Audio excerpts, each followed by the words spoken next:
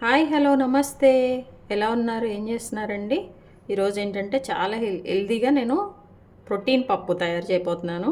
Protein పప్పు అంటే ఏం లేదండి, మన గ్రీన్ గ్రామ్స్, మూంగ్ బీన్స్ అంటారు కదా, మన తెలుగులో అయితే పెసలు. చాలా హెల్దీ, మన ఒంటికి కూడా చాలా చలవ చేసే పెసరపప్పు అనమాట.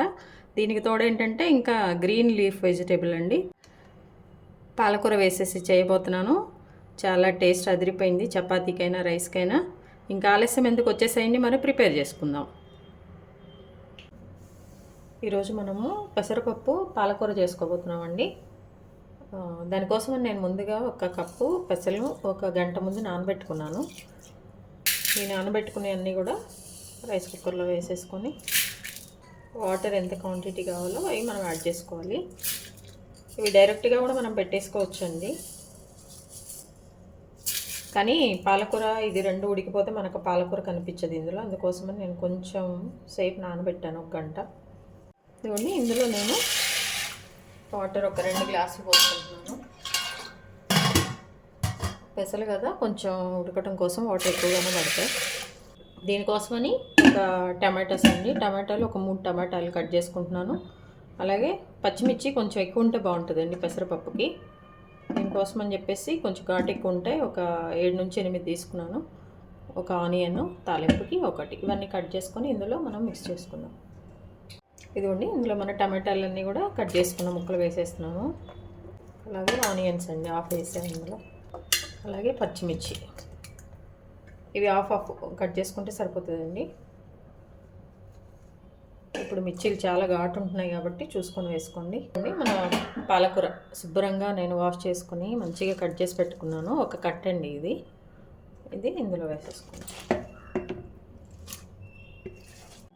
ఎల్లిపాయలు కూడా అండి 4 పాయలు అంతే. ఈ పెసరపప్పు చాలా హెల్దీ అండి, ప్రోటీన్ పప్పు. ఇందులోనే మనం మళ్ళీ పాలకూర కూడా యూజ్ చేస్తున్నాం కదా, చక్కగా ఐరన్ కంటెంట్ అంతా ఉంటుంది. చాలా హెల్దీ పప్పు. దీన్నైతే మనం ప్రోటీన్ పప్పు అని పిలిచేసుకోవచ్చు. హ్యాపీగా తినొచ్చు, చపాతీకైనా రైస్కైనా. పెసరపప్పు చలవ కూడా చేస్తుంది అంటారు పాతకాలంలో మన ఇంట్లో అమ్మమ్మలు నానమ్మలు. పెసరపప్పు చలవ కదా, తినండి చేసుకోండి అంటారు వారానికి ఒకసారి. దీనికి ఇదిగోండి మొత్తం వేసేసుకొని మనం ఇప్పుడు మూత పెట్టేసుకొని ఒక 4 నుంచి 5 విజిల్స్ వచ్చే వరకు మనం స్టవ్ పైన పెట్టుకుందాం. చూడండి, మన పాలకూర పెసరపప్పు చక్కగా ఉడికిపోయింది. ఇందులో మనము కారం అండి, 1 టేబుల్ స్పూన్ కారం వేసుకోవాలి. ఎందుకంటే పచ్చిమిర్చి ఎక్కువ వేసుకున్నాం కదా, చూసి వేసుకోండి. దీన్ని ఏంటంటే మనం ఇప్పుడు వెనుపుకోవాలి. మన రుచికి సరిపడినంత ఉప్పు కూడా వేసుకోవాలండి. వేసుకొని దీన్ని మంచిగా వెనుపుకోవాలి.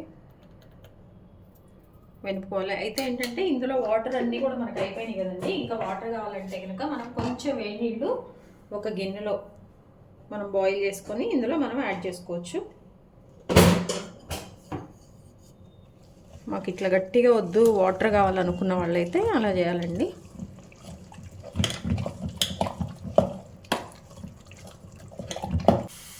ఇవ్వండి, ఇప్పుడు మన పప్పులో తాలింపండి. అది మంచిగా కలిపేసుకోవాలండి. చూడండి, మన టేస్టీ పెసరపప్పు రెడీ అయిపోయింది. చూసారండి, హెల్తీగా ఉండే మన పెసరపప్పు పాలకూర రెడీ అయిపోయిందండి.